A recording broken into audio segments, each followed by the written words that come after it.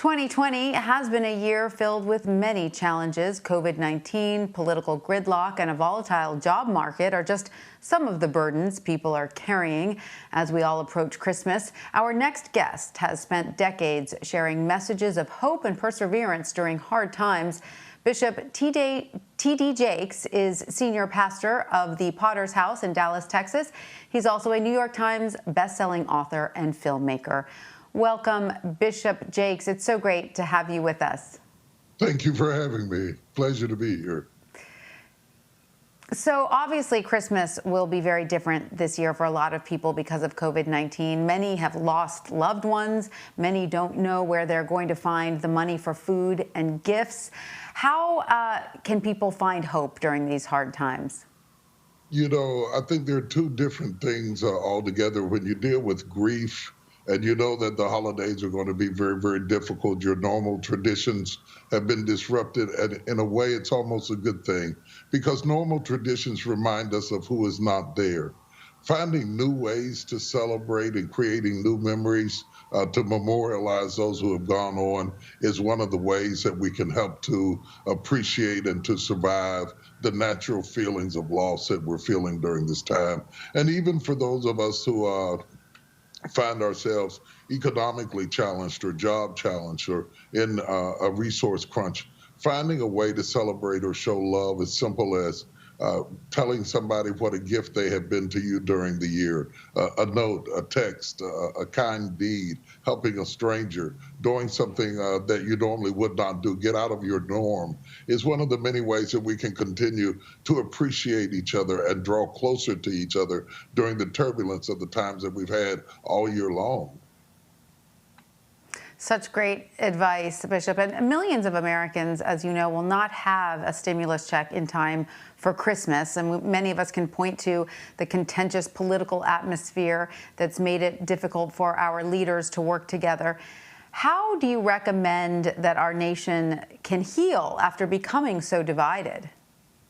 I think we have to put politics aside, and that's difficult because we're always bombarded with information all the time that make us think that our lives are being lived out in Washington.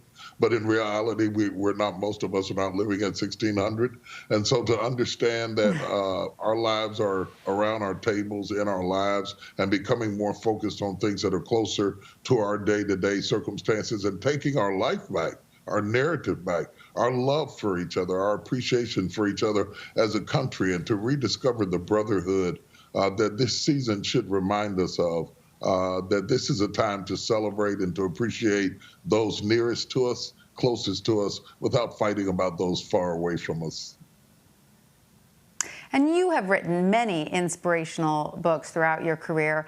There's a saying you've said has special meaning to you, quote, "Sometimes you have to laugh to keep from crying."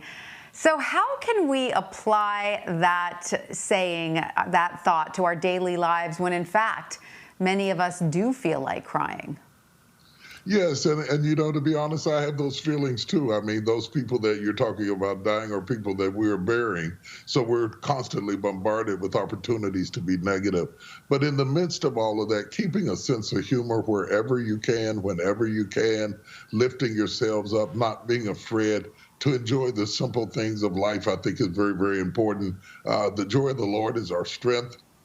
To use that joy to strengthen yourself and remind yourself that nothing that you lost terminates who you are. The greatest gift you can ever give to anybody is the gift of your presence, the gift of your attention, the gift of your concern and your compassion. Those things outlast anything you wrap up and put in a box. And so holding on to those things are very, very important. And those of us who are blessed to be able to work, this is a great opportunity to feed somebody, to help somebody, to do something extra that you wouldn't do. Drop off a package to somebody's house. Socially distancing doesn't mean you can't leave something on the front porch and bless somebody who's going through a tough time.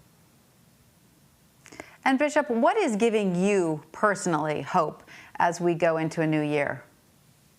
I think that we are rising from the ashes of the adversity that we've seen last year. I'm not suggesting that all the problems have been solved, but I think that ultimately our country has had a history of putting the past behind us and moving forward in a positive way.